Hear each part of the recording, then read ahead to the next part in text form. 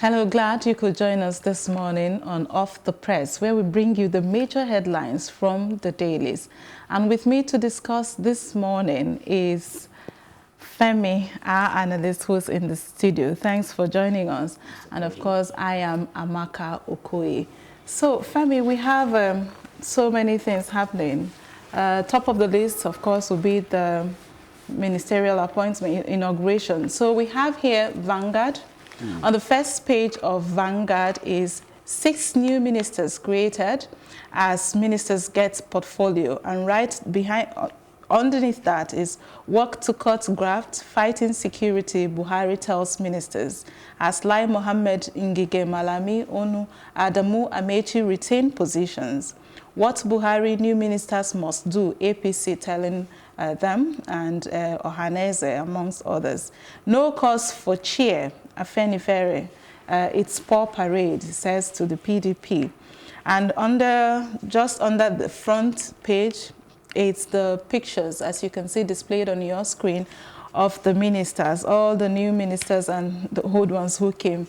Right beside it on page 48 says, arrest herdsmen grazing at Akure Airport, Miete Allah tells Ondo police. And Nigerians stranded in Benin Republic as FG shot semi-border. Now, what are your thoughts? Oh, top here also is presidential tussle. No law requires me to tender my certificate, Buhari insists. So which one would you want to start? There is the appointment, there's all of this. What is catching your attention this morning? Well, I think the whole nation is in a frenzy presently with the inauguration? Yeah, of course, with the recent discovery of portfolios for the ministers. A lot of people have been clamoring to know the respective portfolios for the ministerial nominees. So when the details was revealed yesterday, I think it sends a whole lot of frenzy down to the to everybody interested. Why did you say so? Yeah. So well, it is very interesting because there were some introductions and there were some surprises as well. So, but of course, largely it was basically what a lot of people have been expecting as well. Did you think so? Yeah, of course. Ogbonaya Ono going for the science and technology, Amechi retaining the transportation, Hadi Serika retaining the aviation. Well, I think the one of the surprising aspects is power that was taken away from Fashola, which I feel actually is a very good decision, because I think it's going to give Babatunde Raji Fashola the opportunity to intensify the work in the new ministry, which is the works and housing. It was under his portfolio before as well, but the 3 units were merged together under the same portfolio for him, which I think it looks like it was cumbersome for him to really do something tangible. So I feel that with the introduction of Engineer Maman Saleh, who is a graduate of electrical electronics and has been in the Federal Ministry of Works for quite a number of years, I think should be easier for both parties, for both Raji Fashola and Engineer Maman Saleh.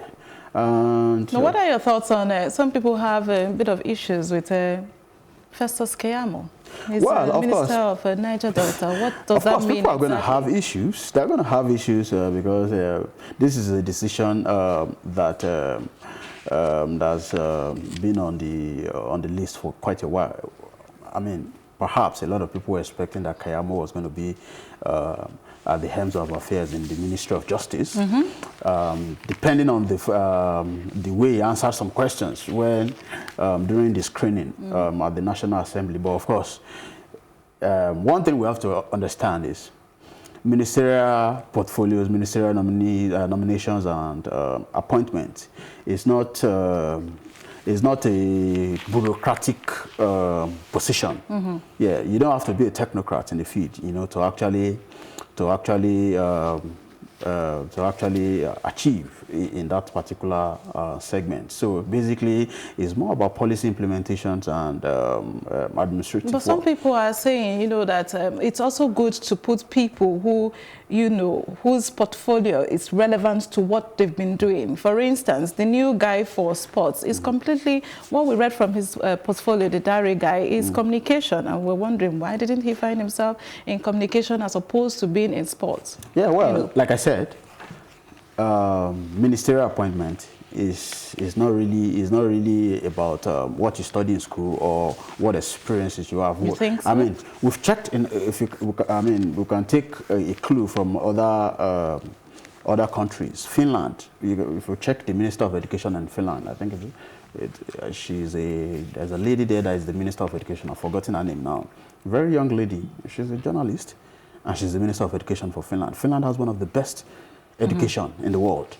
So I mean, it doesn't have any correlation. So basically, but like I said, it does help. Well, it does. One would say it does help when the truth is there's a relationship. Yeah. So the truth is, these guys are not really. I mean, the ministers, they're not really the one doing the work. You have the. So why do we put them there? You have the permanent secretary of ministries. Those are the guys actually doing the things, doing the job. So basically, the ministerial appointment is just for to implement policies that are created from individual ministries. So it's just like you're saying, anybody that doesn't have a political a background in politics should not go into politics. Or anybody that doesn't have a background in political science should not go into politics. So, I mean, it doesn't really work that way because most times these are just political appointments, and you don't necessarily need to carry out. I mean, to have a lot of background in the ministry that you are being appointed to head. We shall say good luck to them. Of course. So the most important thing is for them to understand the reason why they're there. And be able to deliver. You don't necessarily need to know how. Power and how electricity and how transformer works before you can become a minister of power. So it's the most important for them. I may not completely agree with you, but anyways, let's wish them luck and say that they're able to deliver. I mean, that's exactly what we should wish for them, you know, and I think we should be all right from there. Hopefully. Yeah. So what are your thoughts on the Wadume guy, the kingpin, kidnapper guy? He has been rearrested, and in his confession, some people even here, they says his confession unsettles the army. What are your thoughts? Did you get a chance to listen to him? Of course. Well, the revelation from Wadume is a little bit mind-boggling. And first thing, I would like to commend the Nigerian police, you know, for doing a very great job. You know, they lost their guard in the first place, and they were able to rearrest the Wadume guy. But I mean, there were so many incriminating information from Wadume on the Nigerian army, because one of his revelations there was that they paid some amount of money to a certain captain in the Nigerian army to secure his release, which sometimes you just have to start asking the question that, how is that possible? How is that possible? You know, so it's quite unsettling. Yeah, it's quite mind-boggling that you can. So I mean, you could understand the situation of the security lapses that we're having in the country if you can easily get the attention of a captain in the ranks of the Nigerian army, you know, to free a very notorious kidnapper that has been disturbing the whole environment. So, well, I just think so Buhari has ordered a committee, a defense committee, you know, to investigate this. I just hope they will be able to fish out the moles in the Nigerian army, and so that they can as well return the trust. Of the people. Of the people, you know. Okay, so here with me again, we move on to the Punch newspaper. It says here, Buhari knocked for ordering ministers to report to Kyari. Presidential, I can see it's up your screen there. President reduces new officers to Chief of Staff's clerical aides. 2020 budget, your first assignment, President tells ministers. And it says also here on page 25 of the Punch, Nigerians to pay more for power from 2020. And on page 9, it says Atiku's petition against Buhari to get judgment date. Page 11 says government meet tackle NFIU's guidelines on LG funds. And right under here is court orders AMCON's takeover of Donald Duke's property. That you'll find on page 40. Ekiti to deduct 1.5 billion naira loans from guarantors' salaries.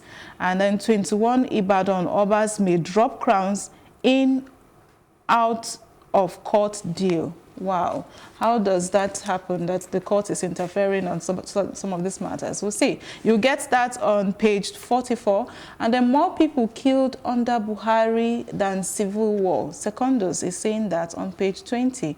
Military panel probes Wadumi's confession and then invites the police. This you will find on page 20 of the Punch newspaper. What are your thoughts? Which do you want to speak on? Yeah, so I would like to just clear some unclear aspect of this, what's it called? Nigerians to pay more for power from 2020. That's just next year, in a year's time. Of course, it's in about 4 months' time. So, well, the truth is, indirectly, we are paying more already for electricity. So, if they want us to pay more, are they going to give us the light? Because even now, do you get what you pay for? So that's the thing. Because indirectly, when you don't have light, you spend a lot of money to buy diesel, to service the generators and the likes. So, I mean, and there are a whole lot of estates scattered everywhere all over Lagos where you pay quite a cumbersome amount of money, you know, to get 24 hours electricity and the likes. So I don't think it's going to be a big issue if the cost of power, you know, if the cost actually increases, but we're already paying more. So, and isn't this threatening? Don't you think this, and it's worrying, isn't it worrying? So the fact is, to be honest with you, a lot of Nigerians actually don't mind. But are you going to give us the light?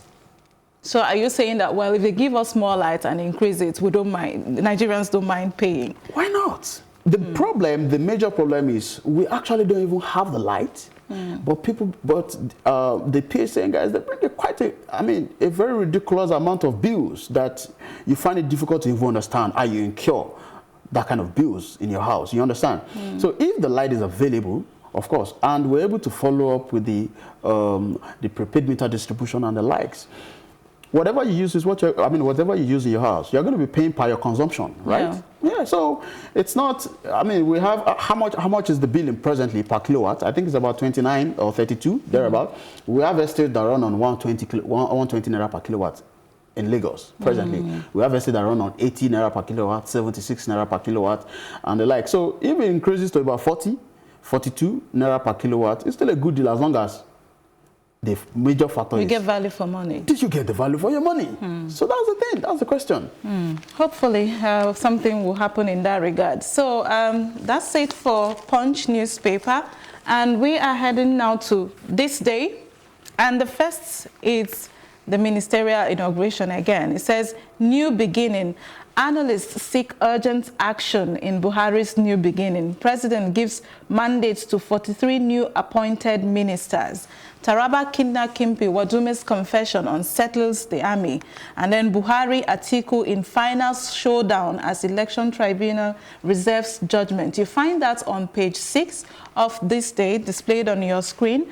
And NERC approves new that's the same thing. New electricity tariffs for discos. You find that on page 8. Femi here is saying, well, if they increase it and we get value for money, we don't mind. Nigerians don't mind. To be honest with you, it's the value for the money. That's been the major challenge. Why don't you even consider the solar energy? Because there's plenty of sunshine in this country. Well, that is left for the government to actually decide. It's not in our own capacity, you know. But do we get value for the money? If you want to increase the tariff bills for electricity, don't give us 2 hours light or 3 hours light per day and say you want to increase the tariff bills. It doesn't make any sense. To be honest with you, the lack of electricity, the erratic supply of electricity in the country presently cripples a whole lot of business. I hope they are listening, because we're spending plenty of energy talking about electricity this morning. So attention, something needs to be done. And you start to wonder why we actually find it difficult for more than 20 years or 30 years to even, to ensure that we can get a certain level of, certain amount of electricity in the country, which doesn't seem to be a big deal. It doesn't seem to be a big, I mean, a lot of African countries are leaving us at the back when it comes to electricity. Quite unfortunate. So it's unfortunate. Yeah, on this day here, we have new beginnings. Femi, are you surprised that you saw familiar faces? There are some familiar faces who are here, the ministers. Chris Ngige. Well, to be honest with you, I have my reservations. I have my reservations about, some of these ministers, because I mean, some things happen in Nigeria that you begin to wonder that if this can actually happen in serious countries. Because when you check, I think I'm most shocked about Timi Silva as the Minister of State for Petroleum Resources. This is the same guy that has EFCC cases all over the place. And I mean, the same guy that is having EFCC cases is the same guy you are giving a Minister of State for Petroleum Resources. Same thing goes to what's his name? The former Akwa Ibom State Governor. Godswill Akpabio. As a matter of fact, what's his name? What's his name again? This guy for Niger Delta. Keyamo, Festus Keyamo. Yes. Festus Keyamo used to be an EFCC prosecutor that actually prosecuted a lot of all these EFCC former government officials that are on the EFCC track list. Now, Akpabio also has a very massive case on the hands of EFCC. So now, presently, what we have on our hands right now is you have an EFCC, somebody that has an EFCC case to answer, and you have an EFCC prosecutor. Now, the EFCC prosecutor is answering to somebody that has an EFCC case to answer. You just begin to wonder how all these things happen. Entangled. Yeah, because but I don't want to go too much into that, because unfortunately, there is nothing we can do about it in the country, because we'll only wait for them to deliver. Yeah, the deed is done already. So what we can do is just hope that they will be able to deliver. Even though hope is not a strategy. But we'll look forward and see that we get some results. We just hope they can deliver on the agenda. Okay, so we're moving on to the Nation now.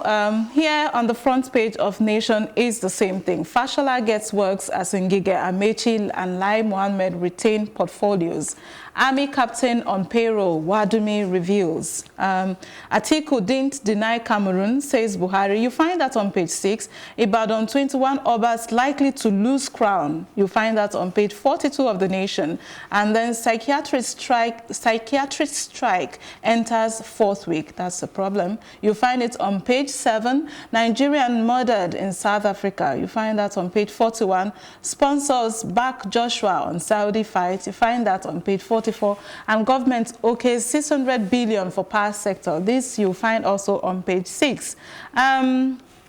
Here is the pictures. You find the pictures of the new and old ministers on this page. You can read more on them. And behind is just an editorial and some cartoon that you can see from the Nation newspaper there. Something, or Desani wants her pill.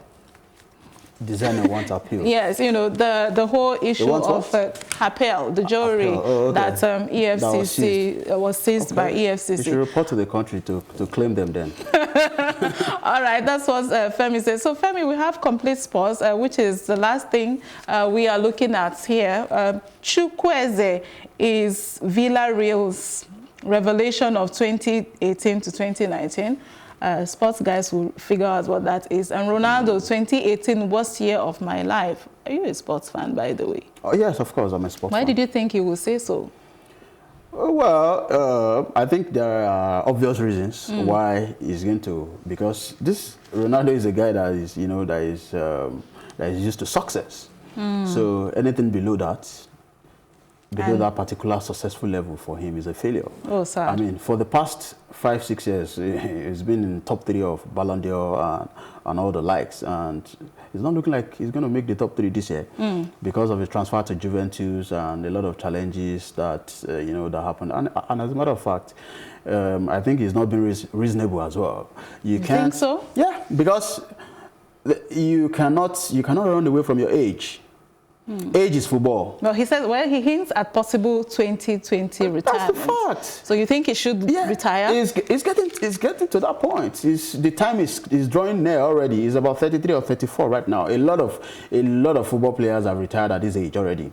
And here you have Ronaldo still banging goals at the Serie A. So I think there is a lot of... But don't you think if they can still go on, does it really matter? I mean, if you're strong enough and still fit... No. So when you start to age, your bones, you start to feel a lot of pressure on your bones.